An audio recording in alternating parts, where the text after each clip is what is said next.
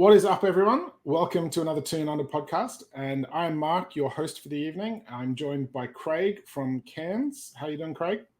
Good about yourself? Yeah, I'm good. I'm probably not as sweaty as you are, but at least you've got aircon. Thank God. And from Melbourne, we have Bobby joining us. How you doing, Bobby? G'day, guys. I'm good. Definitely not sweaty down here, as you can tell by my apparel. Yeah, jumpers. I'm jealous.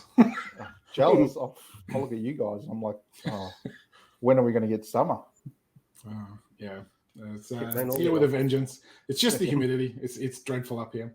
So anyway, on today's episode, what we're going to do is run through a little bit of the Man United preview for the game coming up, and also touch on the transfers gossip-wise and what we think should or shouldn't happen, and give us our opinion on some of the more realistic transfers of the window coming up that we are most desperate to get to. Okay, so we are going to review the Man United game coming up, and we are looking at some of the statistics, some of the history of the game. Not exactly the best of reading, has to be said. In the Premier League, we've lost 32 games, drawn for 14, and won 7. Doesn't exactly bode well for us. Goals for and against, 54 goals for, 112 goals against. Doesn't read much better in terms of the all-time record, has to be said. What I would say is the last couple of games we were showing some signs of improvement in terms of what we wanted to do, but it just all fell apart as we came to expect. It's not the sort of game that we wanted. I think all of the Newcastle fans were potentially wanting this one to be postponed for COVID for the first time ever. Let's get COVID in and we'll shut everything down, save some goal difference. But it does look like everything's going ahead, even if it's behind closed doors. Apparently, that seems to be the new raison d'etre that we're all working towards, apparently, via the Premier League. So not ideal. Fans are everything, and they do make the games. So I don't know what you guys are feeling about the games going ahead. So Bobby, what do you reckon? Disappointing. I don't understand. I think majority of clubs wanted that little break. It would have been good to get a little break in the season, I think, where let this COVID rubbish settle or get an understanding to it and then come back mid-Jan or anything like that. But I think money talks with everything in the Premier League, and they've ruled one way, so we've just got to abide by it. No crowds is shocking for us. Our one wood is the fans in our stadium that can give us that lift, and to not have fans at St James Park playing against your Man United's is not really good. So you're not great, but what can you do? We as we all know, being Newcastle fans, we're governed by the Premier League, and they make rules up and do what they want to do as they please. So, Craig, do you reckon we would have been any better off if we'd managed to squeeze through without any more games until the transfer window? I do. I do think that if we had this break with a 2-game pause, where we can get the transfer window, where we are still only 3 points adrift, which, to be honest, come the transfer window, we couldn't be out of the relegation zone, who knows. But I'd much rather be in the position we are now, knowing it, than not knowing come the 1st of January. That could be a big thing. For the game against Man United, just to echo what Bobby said, the crowd are such a 12th man. It makes a massive difference. I remember when we played them effectively behind closed doors when COVID was, I think, at St James's, it was like a training session for Man United. They just ran us ragged. And if it is behind closed doors, I can only see the same thing happening, unfortunately. With the crowd behind, who knows? There's always a chance. Look at Matty Longstaff. It is that thing where the crowd have been so good of recent times, and they've got behind the team no matter what the result's been. So losing that from a home game would be pretty devastating, I have to say. But we have to get on with it. The one talking point this week is that Newcastle have formally submitted a complaint to the Premier League about the standard of refereeing over the last few games. I believe it has actually been a formal submission now. It's not just sort of talk. Correct me if I'm wrong there, but I do believe they've actually put it in. And The one person that kind of sparked it all off was the person who was in charge of the VAR against Manchester City, didn't give a penalty. And now we are left with that particular person in charge of refereeing our game. So what do you guys make of that? Craig, do you reckon that that's going to be something? So from my point of view, it's this, he's made this mistake that's been in the spotlight. And now if he gives us a penalty, it's going to be looking like he's just trying to do the right thing by us. If he doesn't give it, then he's going to feel under pressure for that. So how do you reckon that's going to go with the game? I think from the very first whistle, the crowd are going to be on the referee's back, purely based off what he done the last home game, even though he wasn't actually in the stadium. I can't see the Premier League's logic of why they have assigned this referee to this game. Put him somewhere, make him low profile, make him a fourth official, make him a reserve referee if one twists their ankle and they've got to go off or whatever. Don't put him in such a high profile game. I know Newcastle Man United is nowhere near as high profile as it once was, but it's still a high profile game as you've got the Man United factor in there. And we all know a few of the Man United players, not going to name names, like to fall to the ground a little bit easy, let's say, and persuade the officials. Not saying ours don't do the same, but there's a little bit more. I just think it's such a blatant mistake by the Premier League to do what they're doing, or they're just literally sticking two fingers up to us and saying, you know what, we do not care what you think. It just seems to be a bit of arrogance behind it as well, which we all know the Premier League are very guilty of, as we've seen over the last 2 years or whatever it was. Yeah, it's just that weird call of it's like, take the guy out of the firing line, don't create tension. It's going to be a televised game. Yeah, it's a strange call. It does seem like a bit of, we're going to do what we want to do no matter what you say, sort of thing, and it's obviously not what we wanted to see. Bobby, what do you reckon? Do you reckon that's going to have a telling on the match? Because he's going to obviously be under pressure. Yeah, look, it's mind-blowing, the decision. I couldn't believe it when I saw it. And I could play in our hands in a way. He could feel guilty about what he's done with VAR when he was in control of VAR against Man City. And if we get a 50-50 one, he could pay it that way. But it's just, it's dumbfounding to be the Premier League and to make a call like that to give the guy this game. Just doesn't make no sense. And there doesn't seem to be any consequence for your actions too. It's like you make such a blunder and then you get rewarded with a high profile game as well. Yeah. It just seems... I think that's definitely what everyone I've seen on social media has been talking about, is that lack of accountability. It might be a reward for him, to be honest. Like as I said to you, I got to start making these tinfoil hats and sit there, because the conspiracy theorists they're starting to make sense, and it's becoming a point where maybe I don't want to go down that track. I don't believe in it, but it's just like you make a decision like that, and then here's your reward. Yeah, it's getting harder and harder to not believe the conspiracy nuts. So I personally think we're probably looking, in terms of team sheet wise, probably similar team sheets to the last couple of games. I don't see major changes. I think Howe's looking to get a type of football to be played, and I think the squad itself at the moment kind of dictates who's playing and who's not. I don't think we've got the luxury that a lot of the other clubs have in terms of squad depth for swapping things out. I was a little bit confused by St. Maximin being left on the bench, but then brought on at halftime. That didn't seem to send the right message of, well, we're going to rest him, even though we're probably going to get beat anyway. Now we're going to bring him on, so he's not really getting rested.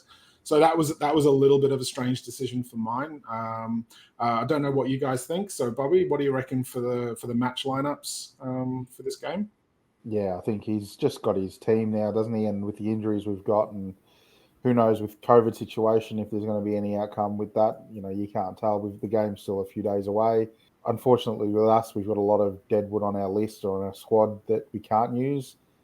So he's just got what he's got. I hope Ryan Fraser gets a full game again. I thought he was very good against Man City and Liverpool. I think he's a very good player and knows Howe's system, so that gives him an advantage. Agree with you with St. Maximin. I think maybe it was a ploy. Maybe it was like if we were trying to hold him till half time and then put Alan on to come at him, and it just didn't work, which I don't mind trying stuff like that.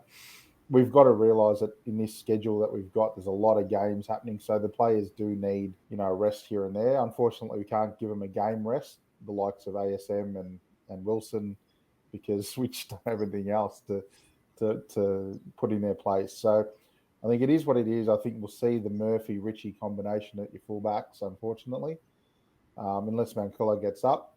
But yeah, I don't think there'll be too much change.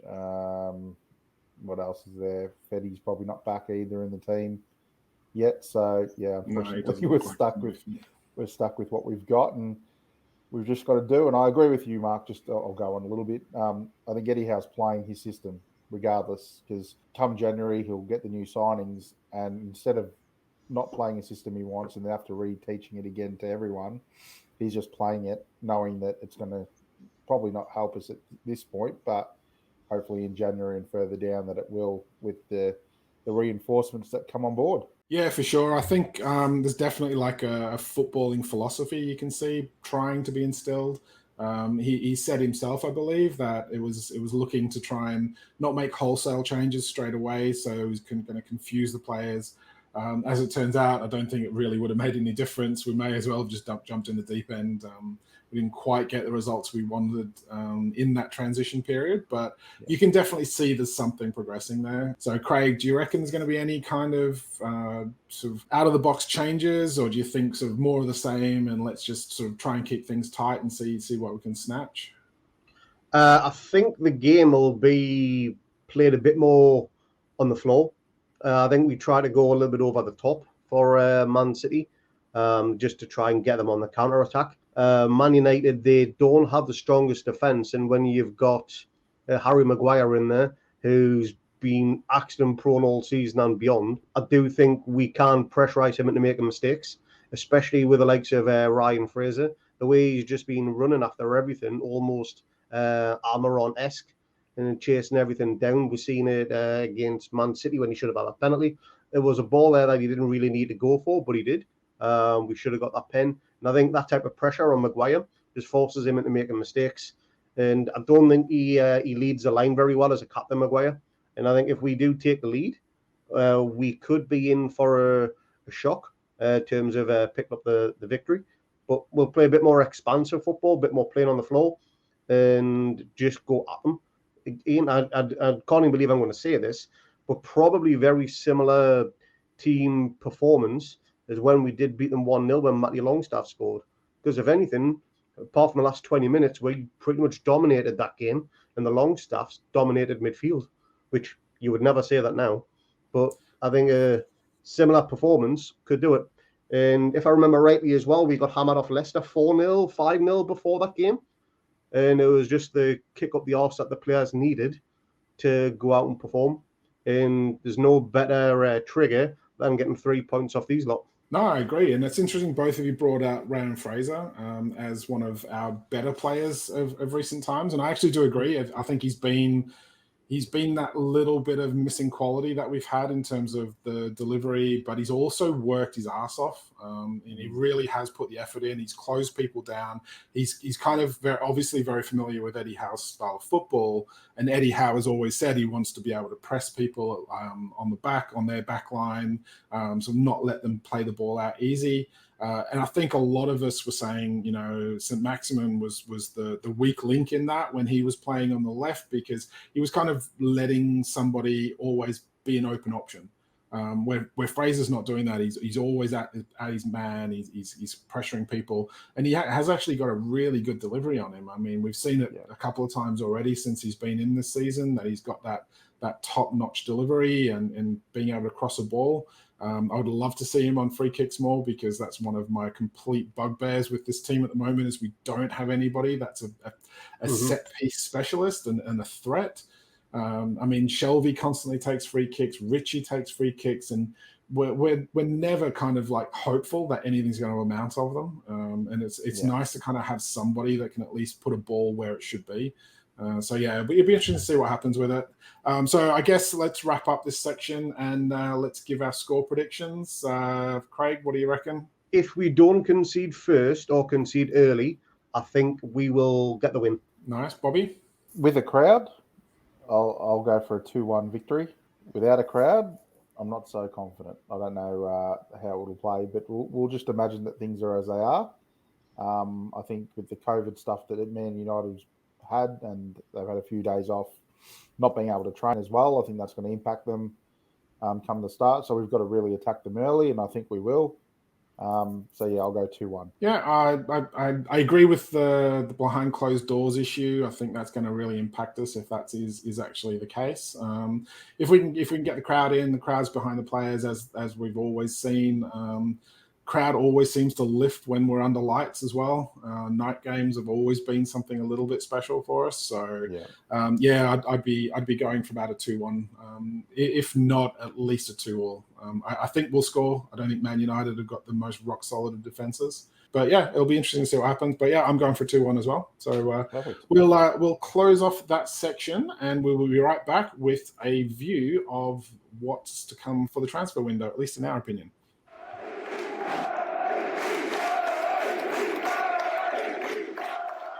Welcome back, and now we are going to have a run through some of the appallingly huge amounts of transfer gossip that we've had to deal with since the takeover. Obviously, we've been linked with pretty much every player, whether or not it's real or just agent manipulated BS to get a new contract or a bigger move or to generate some interest from other supposedly bigger clubs. We'll go through that. But so to start things off, what I want to do is see if we can get some opinion on who do we think is the first heads on the chopping block in terms of replacing in the current squad. So Craig, I'll let you lead off with that one. First one, goalkeeper wise, Gillespie. Just get rid of him. We don't need him. We've got too many keepers there, and he is at the bottom of the run of all of those. Don't think he's Premier League quality by any stretch. Even grudge to say he's even Championship quality if he went down. I do think Dubravka, Darlow, and Woodman are better than him, so he'd be the first one to go, starting from the back of the list.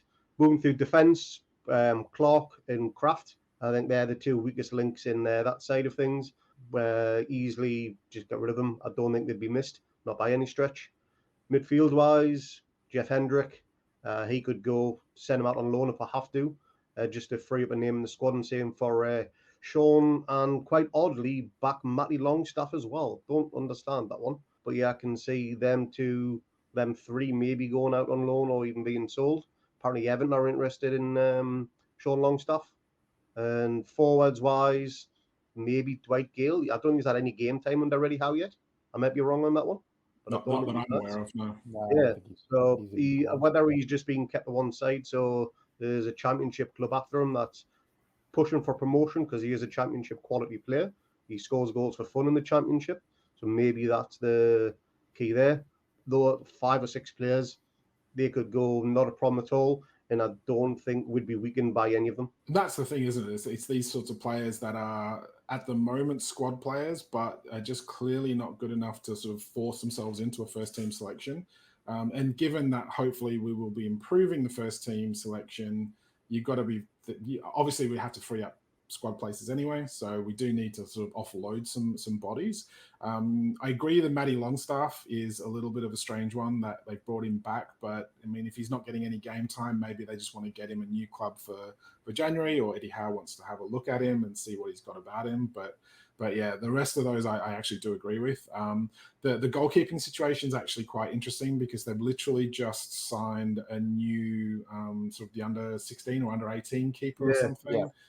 To a professional contract. So yeah, it'd be interesting to see if they come through. Obviously, we hope that Freddie Woodman will be a future England sort of keeper, but he seems to have kind of had a bit of a halt in his development from his Swansea days. He seems to have been sort of playing well there, so maybe he can go out on loan again to free up those squad places, because I mean, at the end of the day, we just need to be able to fit those bodies into the squad that we're going to try and buy in January. So Bobby, what about you? Do you agree with all of that, or have any others that you'd like to throw in the mix? Obviously, we can't fire everyone. No, we can't. As much as we would like to. We can't, and I don't think we've got the ability to in January anyway. But all the names that Craig had mentioned, I had mentioned. The keeper situation, like you said, is 4 keepers in the squad of 25 was like why? Like honestly, Yeah. It was weird from the get go, but that was a Steve Bruce thing. But I think they'll loan Freddie Woodman out, though. That's my difference from Craig. I think he needs to be playing at his age, and he was doing so well at Swansea on loan, and he has suitors. He was almost going to be at Bournemouth before Carl Darlow got COVID, if you remember, in the summer. So I think he'll have a lot of suitors after him in the Championship, and I think he needs it for his development. If he's viewed as a long-term option for us, having him as the third choice just serves no purpose. Gillespie can stay, and the third choice keeper doesn't play much anyway, unless there's a chronic load of injuries. And if that's the case, have a bring back option for Woodman is what I would do. Other than that, yeah, you said it all. Worry about Fede Fernandez, a name that could be shopped around. He's obviously in the bad books or not being looked at with the current coaches as well. So he could be a guy that goes out. And yeah, I think we'll get minimal amount, but we need to let go of Kieran Clark, Emil Kraft, Dwight Gale, Jeff Hendricks, and Sean Longstaff. I think they're the names that you guys mentioned. And I would like to see Elliot Anderson get loaned out too. I think he needs League One club or anything like that just to enhance his abilities. So they're the only things I see for our squad. Yeah, I think the keeper situation was a bit clouded because Dubravka was obviously injured. Darlow was coming back off COVID, like long COVID or whatever he had, so he wasn't really fully fit to go. So yeah, I kind of understand why they wanted to get an extra keeper in, but yeah, I think the sort of that time is now past. Having 4 keepers on the senior squad is just ludicrous, especially if we are trying to free up those squad places for new acquisitions. So what are the positions? So for me, we discussed this offline. One of the things that has been touted about, everybody's focused on buying some new defenders. The defense has been atrocious this season. We've kept 1 clean sheet all season. We are currently shipping goals at an alarming rate against the top sides, making very, very stupid mistakes and schoolboy errors to concede some of those goals as well, penalty decisions aside. But then we're kind of looking at our midfield can't keep hold of the ball. So, for me, one of my priorities would be to strengthen that midfield and make sure we've got ball-holding midfielders. And Joe Linton's been a revelation in that role. He's kind of like, he's looked a completely different player. He's looked almost worth some of the money that we paid for him. He's calm. He's putting the effort in, he's winning the ball, he's passing the ball well, he's holding on to the ball well. So if we can get more players like that hold on to the ball, then not only do we then create more chances for the forwards to score from, but we also then don't lose the ball, so the defense isn't under as much pressure. So obviously we've got we're going to go through a few of the bigger names that are kind of more realistic in a minute, but what do you guys reckon is going to be the biggest priority positions for us to sign in the January window? So, Bobby, I'll let you go first. Yeah, I think you covered it well. I think midfield, we've got Shelby and Willock in the pivot positions in the system that Eddie Howe looks to want to play, the 4-2-3-1 type position, and neither have been good enough. I mean, Shelby's performances have risen a bit. He's the only one that can hold on to the ball, but there's just so much negative stuff that he brings. I don't think he's where we need to be. So absolutely the midfield needs to be sorted. I think the whole spine really needs to be amended over January, but particularly the midfield. And I think we said it previously, we need someone who can play at the dead balls. So the right back and left back is a really interesting one. Jamal Lewis was playing really well before he got injured, but because he got injured, Matt Ritchie comes back in and it's just not good enough. So defence, midfield, they're the 2 vital areas, but I agree with you that the focus has been on, particularly on Twitter, of our defence. Fix the midfield, and I think the defenders grow an inch taller as well. Craig, do you agree with that? Anything else to add? I do, yes. Midfield is stumbling block. It's the weak point of the team, and I know that sounds really, really crazy with the amount of goals we've been shipping. But again, if you look back, it's virtually the same defence of what we had when Rafa was here. And that defence was solid. I think we had one of the top 5 defences in the league when Rafa was there. So just can't understand the mindset of the players now, whether they're a little bit older, a little bit slower, not as fit, definitely not as fit from the previous regime. We know that one, but that will sharply change, hopefully. But there's the one thing that I've noticed is Lascelles just doesn't seem to be commanding the back line anywhere near as much as he used to. He just doesn't seem to be as vocal. Whether he sees his position as not under threat, he always thinks he's going to walk into the team, which I can't imagine that would be the case with him, but you never know. A commanding centre-back is absolutely a priority, but the main thing, a box-to-box midfielder, somebody who can pick the ball up from the defence, take it over the halfway line, get it to the wing, and let somebody else just cross it in. Somebody along the lines, like the old Moussa Sissoko type player. He was a player who, on his day, he could beat anybody. Johan Cabaye, another one. £4 million we paid for him, and he was an absolute steal. He could run the game, run the midfield, and we haven't had that type of player since. And I can't think of anyone that gets anywhere close to him. And if we can get someone half as good, then that's half the battle won. I think you've brought up a really good point, and this is maybe not for January because we need players that are going to come in and hit the ground running, but we've had players in the past who we've managed to get on relatively cheap deals that have been absolutely outstanding for us. Johan Cabaye, Sissoko, off and on, seemed to always turn it on while he was on his TV appearances, shall we say. Finally got his move. It always felt like he was putting himself in the shop window. But we've had these players, and if we can buy those sorts of players in the summer windows and we can get good deals for them, the big difference now is we can keep hold of them. We can afford to pay them the extra wages to keep them and keep them happy and keep them at the club. So we're not constantly selling our best players and then having to try and dig in the bargain basement bin. And it's going to take a little bit of time for us to get used to it as fans, that, you know, we're looking at sort of players not just because of their resale values, not just because of, you know, oh, they're a cheap buy, or we don't have to worry about sort of, you know, other clubs fighting us for them. But, you know, we can actually go for players who are 30, 31, and, you know, they're going to make a difference to the team right here and right now. And okay, they're not good value for money, but they are if they work out that they keep us in the Premier League. So yeah, there's a lot of sort of that sort of speculation going on. So that leads us into the next sort of piece that we want to go through. And what I'm going to do is put up. So Craig, I think you're going first. So we're going to go through two players that we've seen linked with us in some sort of kind of more realistic scale. Obviously, we've heard all of the rumors about sort of a lot of the top-notch players from Europe who are clearly going to be seeking out Champions League clubs. We're probably not going to be in the hunt for them. But one of the players that we have been linked with, who is out of contract in the summer, is James Tarkowski. I think he's a great player. So, Craig, let us know what you reckon of this guy and our odds of what we're actually going to be doing if we can actually sign this player. I do think we will get Tarkowski. I do think he thinks he's already at the club as well. Sounds a bit strange, but after his interview at St James's Park, when we beat Burnley 1-0, he was bigging up the club. He was saying how fantastic it is, great place to play. The fans are amazing. It's as if he's already got that shirt on his back. That's the way I'm seeing it there. Burnley, they've said they do not want to sell to a rival club, which I totally understand that, but money talks.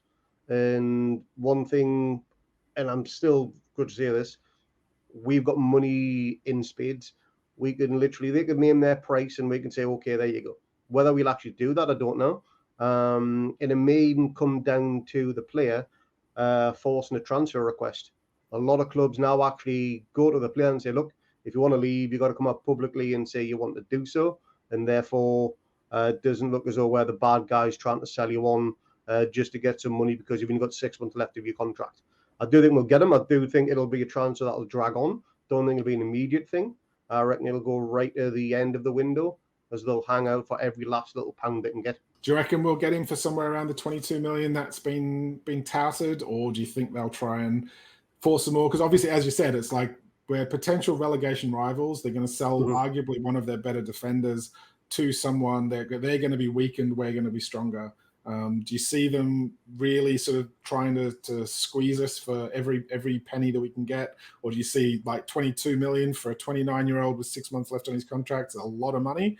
Do you see that being feasible? What I do see is some add-on clauses. So if we stay up, there's an additional however many percent added on. For example, if he does keep her up, then it goes to say 30 million, then it's worth every penny spent, because the financial ramifications of dropping down the league, as we know, is huge.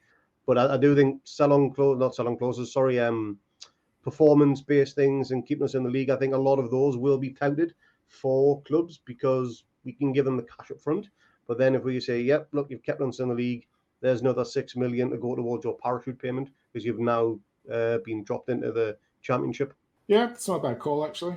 Some extra incentive payments are never a bad thing to try and insert into some of these contracts. Bobby, you'd be happy with him.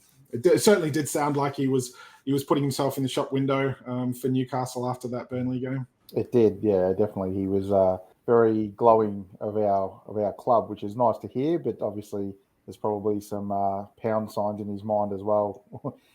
When he was doing that interview, yeah, he'd be a quality addition, absolutely quality. I know West Ham have offered about 10 mil to take him, so I think the 22, if we bite that figure off, and as Craig says, clauses if we survive, hopefully that's enough. But he would be not only as a defender but as a captain and leader in the fight we're going to have. Yeah, absolutely. No, I agree. So on to your second one, Craig.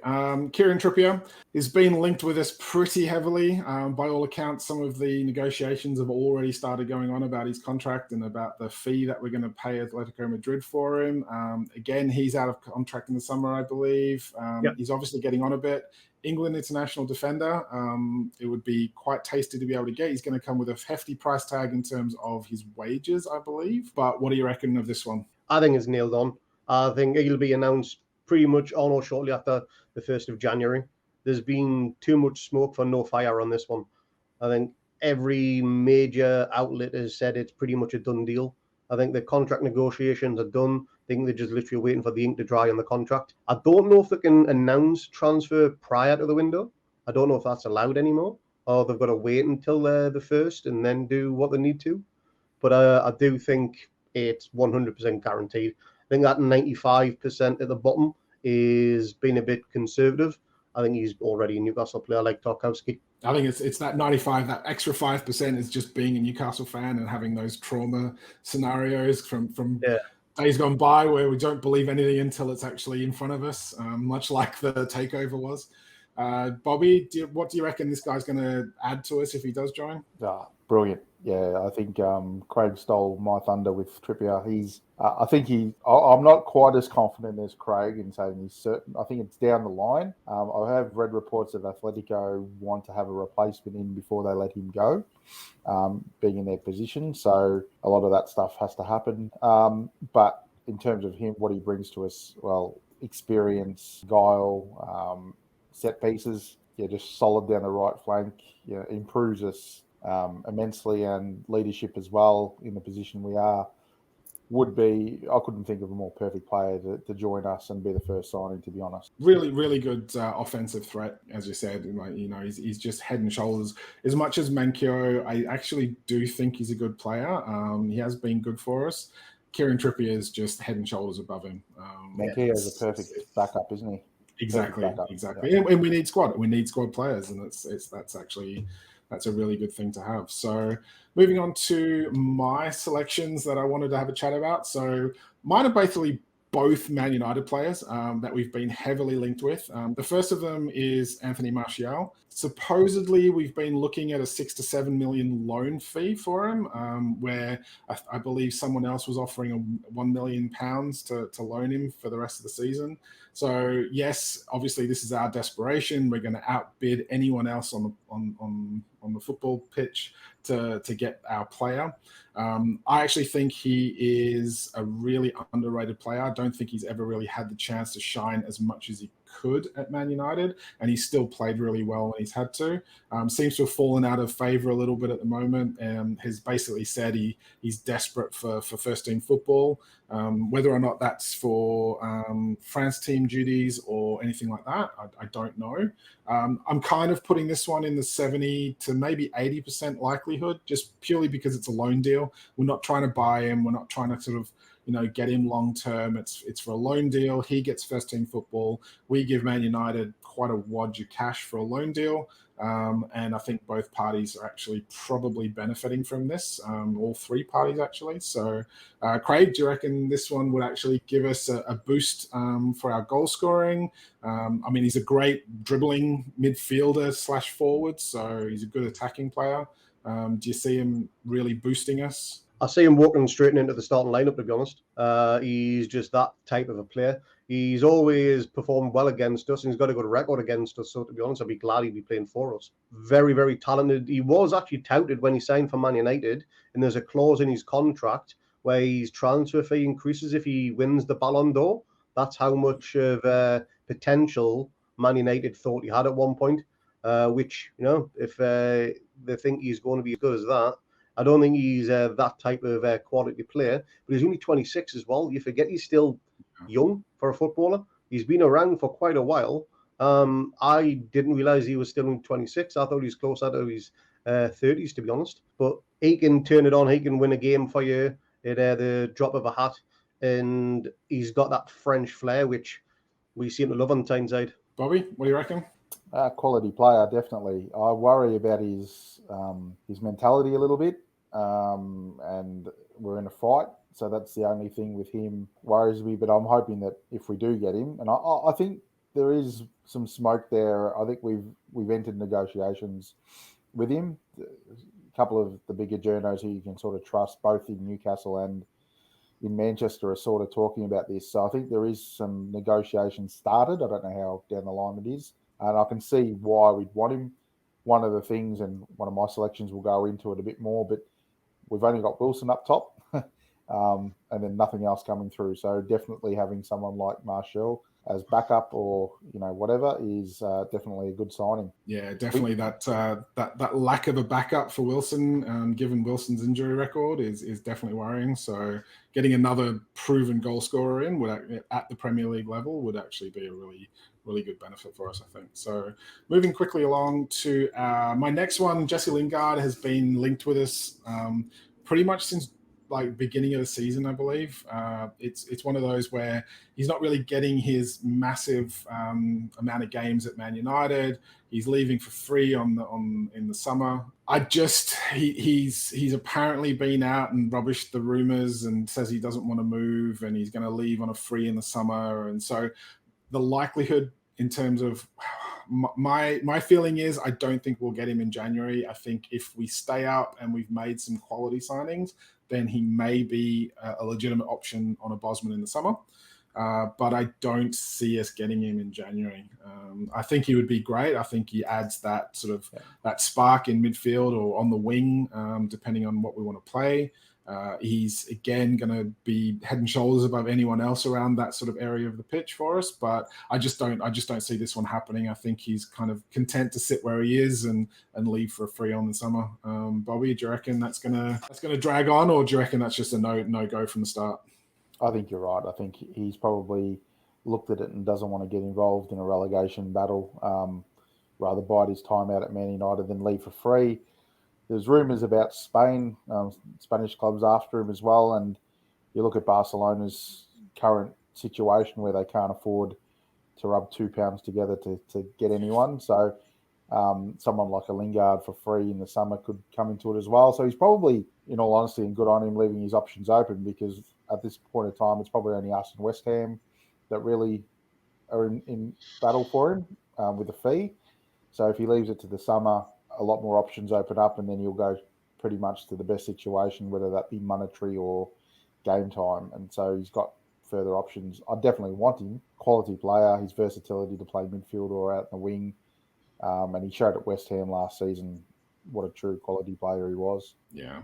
Bobby, Craig, do you think that one's dead as a doornail like the rest of us?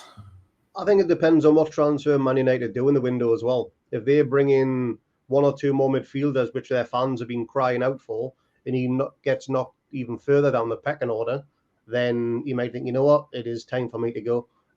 You might not even get a place on the bench. You might just be part of the 25-man day match squad, whatever, and just be told, you just you got to collect your wage. You might play the cup games if we're still in it, but you're not going to be involved in the first team or even on the subs bench because what we've got is just too strong and better quality players than you. That is the case, then I think you'll seek a move, whether it be a loan or a permanent one. We will see.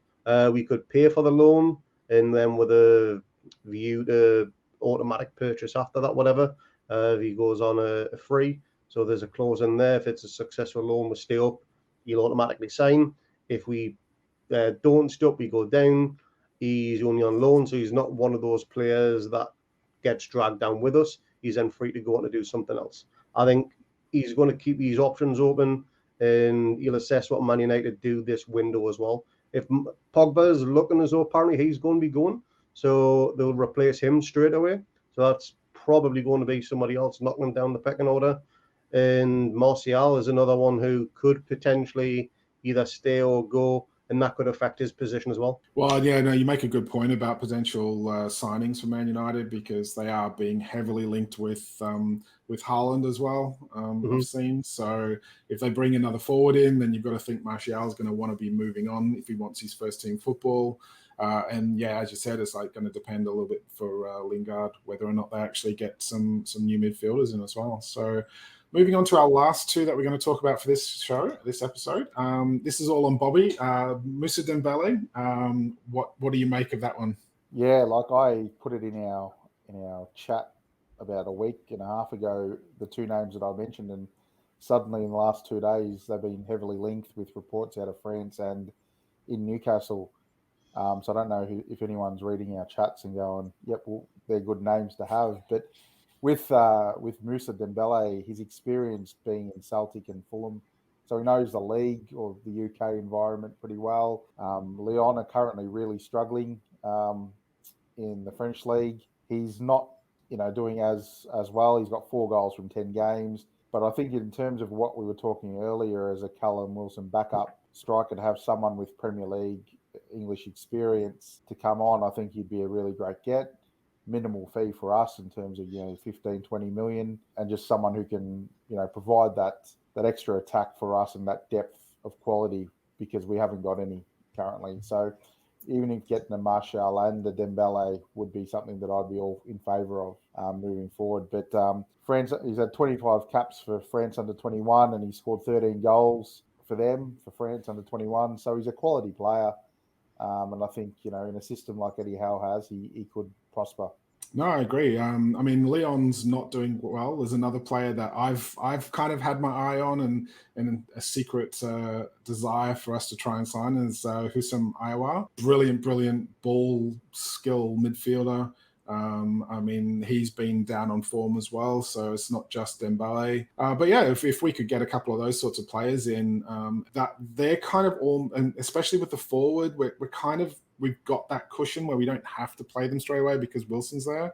They're there and they can come in, they can contribute. And if they need some time, we've got that time. We don't have to.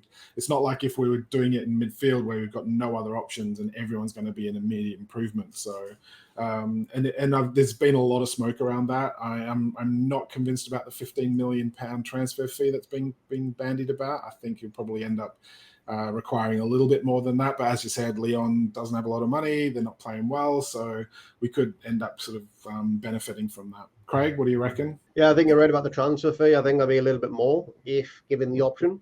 One thing, and I get this is probably why we decided to raid the French league a few years ago, is there's only 2, maybe 3 teams there that can afford to pay top dollar wages. PSG, Monaco, those types. I think the average wage in the French league is round about 15,000. So we could literally, if Lyon give us permission to talk to them, we could say, look, we'll give you £100,000 a week. You come play for us. You keep us in the Premier League. We'll double it for you. His eyes will just light up. he can't be on big money over there because, like you just mentioned before, the financially they're struggling. They'll want to offload if he is one of their top earners, and he could become an average paid Premier League player, but one of our top earners. And he is a quality player. Like Bobby said, he knows the league, and if he can tough it out in Scotland with a few derbies up there with Celtic and Rangers, I'm pretty sure he can handle it with likes of Burnley and Norwich down at the bottom. The other thing to take into account is with these two I've had is Nixon is running the transfer period for us, so he has been linked in the past with Moussa Dembele. So he's obviously a fan, and I think that's why the press have picked it up again, because Nixon will sort of go back to what he knows and what he's scouted. And Moussa Dembele and my next pick were two that we have been linked heavily with in the past, and I think they're now, with their newfound fortune, gettable. And we'll move straight on to that next one, as you point out, and that is Boubacar Kamara. Lead us through it, Bobby. This was your pick.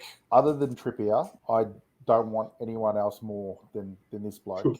He's a midfield enforcer, but holds the ball well, unreal skill. If you're talking about what we lack in midfield, this guy has it all in spades, still 22 years old. The estimated fee there is not going to be right. I think we have picked it up from a website, but we would need to double, triple that to be in the conversation, because Marseille are actually second in the table in the French league and flying. So, but there is a lot of smoke around that we have gone again for him.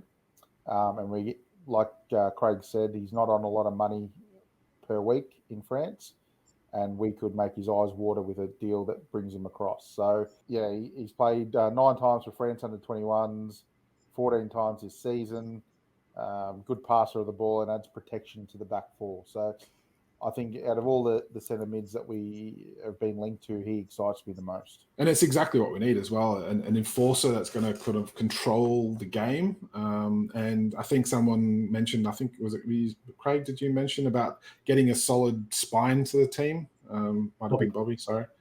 Sorry, Bobby, stealing your thunder. Yeah, That's all right. But no, it's that really important thing of getting that good solid spine in the team, and making the core of what we are stronger and better and harder to break down, creating more and winning that ball back a lot more. So I'd be ecstatic if we ended up with someone like that. And as you said, it's like 22 years old. It's like, you know, there's so much football left in front of him, and he's still a really good prospect right now. That would be good. Craig, do you want any last words for that one? Just again, echo what Bobby said. He's got all the potential in the world, and that's already been released to a certain degree. We can get him at a good price, and we can get him to perform as good as he can do. Then we could potentially have a world-class midfielder on our hands in 3, 4, 5 years. Who knows? Definitely a possibility. No, it'd be good. I mean, we obviously want tried and tested right now as well. If we can get someone who's going to come in and do a job, but then continue to grow and develop. We've now got the finances behind us where hopefully we can actually, as I said before, we can keep hold of all of our best players now. We don't have to sell players just to kind of make ends meet under Ashley. So yeah, happy days ahead for that sort of thing. So we'll end that section. So I think we're all hopeful that we'll sort of strike early on as possible in January, get some new players in. I'm personally hoping that, you know, Trippier is pretty much all but signed on the dotted line. We announce him sort of very, very early in January, and that kind of then snowballs into other players being more willing to sign for us. Obviously, we aren't in a great position. I think results around us has actually gone in our favor, that no one's really broken away. And so we're not sort of completely cast adrift. We're having to catch up sort of like 2 or 3 games to be able to get to safety. We are still only a game away from safety. So a game and some goal difference. But yeah, hopefully, yeah, it all sort of like comes together, and we end up getting that sort of that feeling back where we can be excited about transfer windows again. It's going to be pretty special. So I think we'll leave it there for tonight. I appreciate both of you turning up. We have covered pretty much everything we wanted to do. So thank you to Bobby and thank you to Craig. Thank you to anyone who's watched us or listened to us on our podcast audio media. If you liked us, please subscribe and like below, and we'll continue bringing you some more content for the future. Thanks very much, everyone. See you later. Bye, guys.